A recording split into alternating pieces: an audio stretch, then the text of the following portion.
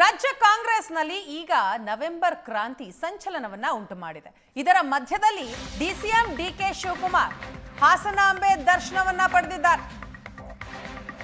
ಶಕ್ತಿಯುತ ಖಡ್ಗಮಾಲಾ ಸ್ತೋತ್ರ ಪಠಣೆ ಮಾಡಿದ್ದಾರೆ. ನಾರಾಯಣ ಪೂಜೆ ಸಲ್ಲಿಸಿದ್ದಾರೆ.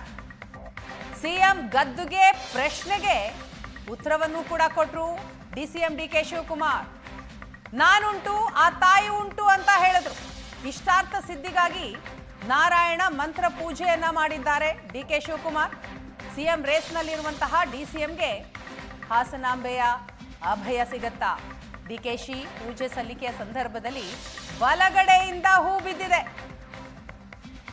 ಅರ್ಚನೆಯ ವೇಳೆ ಖಡ್ಗಮಾಲಾ ಸ್ತೋತ್ರದ ಮೂಲಕ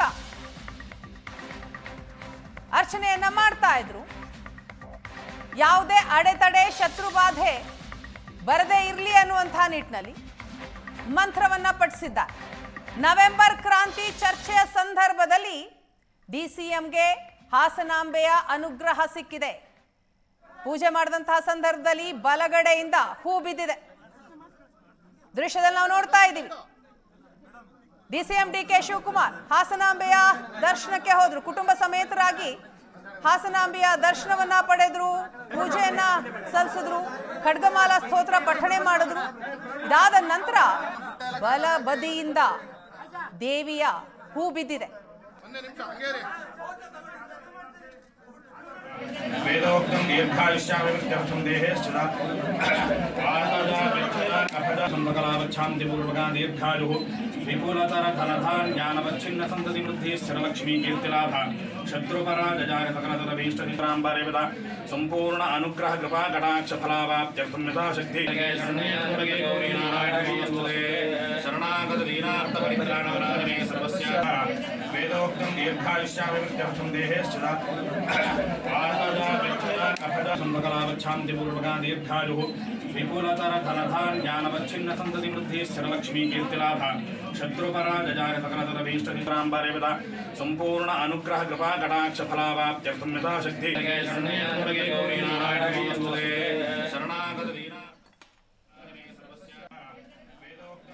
ಇನ್ನೊಂದು ಗಮನಿಸಬೇಕಾದಂತಹ ವಿಚಾರ ಅಂತಂದ್ರೆ, ಈ ಹಿಂದೆ ಕಳೆದ ವರ್ಷ ಸಿದ್ದರಾಮಯ್ಯನವರು ಕೂಡ ಖಡ್ಗಮಾಲಾ ಸ್ತೋತ್ರವನ್ನ ಪಠಿಸಿದ್ರು.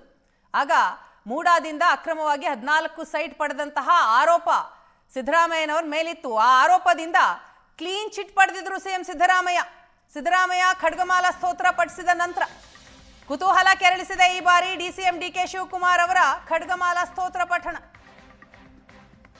ಈ ಬಗ್ಗೆ ಈಗ ಚರ್ಚೆ ಆಗ್ತಾ ಇದೆ. ಸಿಎಂ ರೇಸ್ನಲ್ಲಿದ್ದಾರೆ ಡಿಸಿಎಂ. ಈ ಬಾರಿ ಹಾಸನಾಂಬೆಯ ದರ್ಶನವನ್ನ ಪಡೆದಿದ್ದಾರೆ, ಖಡ್ಗಮಾಲಾ ಸ್ತೋತ್ರವನ್ನ ಪಠಿಸಿದ್ದಾರೆ, ನಾರಾಯಣ ಪೂಜೆಯನ್ನ ಮಾಡಿದ್ದಾರೆ. ಹಾಗಾದ್ರೆ ಹಾಸನಾಂಬೆಯ ಅಭಯ ಡಿಕೆ ಶಿವಕುಮಾರ್ ಅವ್ರಿಗೆ ಸಿಗುತ್ತಾ? ಬಲಬದಿಯಿಂದ ಹೂ ಬಿದ್ದಿದೆ, ಅದು ಕೂಡ ಶುಭ. ನವೆಂಬರ್ ಕ್ರಾಂತಿಯ ಚರ್ಚೆ ಈಗಾಗಲೇ ಕಾಂಗ್ರೆಸ್ ಪಾಳೆಯದಲ್ಲಿ ಸಂಚಲನವನ್ನ ಉಂಟು ಮಾಡಿದೆ. ಬಹಳ ದೊಡ್ಡ ಮಟ್ಟದಲ್ಲಿ ಸುದ್ದಿ ಆಗ್ತಾ ಇದೆ. ಇದರ ನಡುವಿನಲ್ಲಿ ಹಾಸನಾಂಬೆಯ ದರ್ಶನವನ್ನ ಪಡೆದಂತಹ ಡಿಸಿಎಂ ಖಡ್ಗಮಾಲಾ ಸ್ತೋತ್ರವನ್ನ ಪಠಿಸಿದ್ದಾರೆ. ಕಳೆದ ಬಾರಿ ಸಿಎಂ ಸಿದ್ದರಾಮಯ್ಯನವರು ಕೂಡ ಖಡ್ಗಮಾಲಾ ಸ್ತೋತ್ರವನ್ನ ಪಠಿಸಿದ್ರು. ಮೂಡ ಆರೋಪದಿಂದ ಕ್ಲೀನ್ ಚಿಟ್ ಪಡೆದ್ರು. ಅದಾದ ನಂತರ ಹಾಗಾದ್ರೆ ಡಿಸಿಎಂ ಡಿಕೆ ಶಿವಕುಮಾರ್ ಅವ್ರಿಗೂ ಕೂಡ ಹಾಸನಾಂಬೆ ಒಲಿತಾಳ? ಅವರ ಇಚ್ಛೆ ಈಡೇರುತ್ತಾ? ಸಿಎಂ ಆಗ್ತಾರಾ ಡಿಸಿಎಂ ಡಿಕೆ ಶಿವಕುಮಾರ್? ನವೆಂಬರ್ನಲ್ಲಿ ಅಂದುಕೊಂಡಂತೆ ಕ್ರಾಂತಿ ಆಗಬಿಡುತ್ತಾ? ರಾಜ್ಯದಲ್ಲಿ ಸಿಎಂ ಬದಲಾವಣೆಯ ಬಗ್ಗೆ ಡಿಕೆಶಿ ಮಾರ್ಮಿಕವಾಗಿ ನುಡಿದಿದ್ದಾರೆ. ಮಾಧ್ಯಮದವರು ಕೇಳಿದಂತಹ ಪ್ರಶ್ನೆಗೆ ಮಾತನಾಡಿದಂತಹ ಡಿಕೆಶಿ, ನಾನುಂಟು ತಾಯಿ ಉಂಟು, ನಾನುಂಟು ಭಕ್ತಿ ಉಂಟು ಅಂತ ಹೇಳಿದ್ದಾರೆ.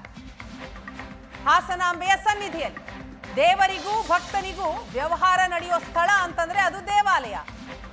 ದುರ್ಗಾ ಸಪ್ತಶತಿ ಮಂತ್ರದ ಮೂಲಕ ಪೂಜೆಯನ್ನ ಮಾಡಿದ್ದಾರೆ ಡಿಸಿಎಂ ಡಿಕೆ ಶಿವಕುಮಾರ್.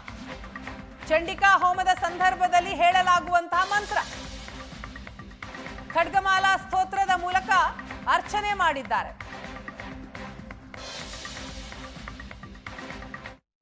ನಮಗೆ ಎಲ್ಲರೂ ಕೂಡ ಒಳ್ಳೆಯದಾಗಿ ಆ ತಾಯಿ ನೆಮ್ಮದಿಯನ್ನು ಕೊಡಿ, ಶಾಂತಿಯನ್ನು ಕೊಡಿ, ರಾಜ್ಯಕ್ಕೆ ಶಾಂತಿ ಕೊಡಿ ಅಂತೇಳಿ ಪ್ರಾರ್ಥನೆ. ಭಗವಂತನೂ ವ್ಯವಹಾರ ನಡೆಯುವಂತಹ ಸ್ಥಳ ದೇವಾಲಯ.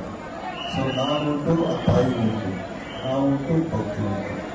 ನಿಮ್ಗೆ ನಮ್ಗೆ ಎಲ್ಲರೂ ಕೂಡ ಒಳ್ಳೇದಾಗಿ ಆ ತಾಯಿ ನೆಮ್ಮದಿಯನ್ನು ಕೊಡ್ಲಿ, ಶಾಂತಿಯನ್ನು ಕೊಡ್ಲಿ, ರಾಜ್ಯಕ್ಕೆ ಶಾಂತಿ ಕೊಡ್ಲಿ ಅಂತೇಳಿ ಪ್ರಾರ್ಥನೆ.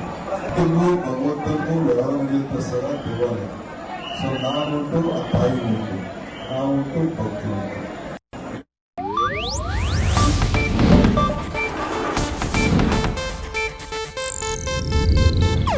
ಇದು ಏಷ್ಯಾನೆಟ್ ನ್ಯೂಸ್ ನೆಟ್ವರ್ಕ್ ಪ್ರಸ್ತುತಿ.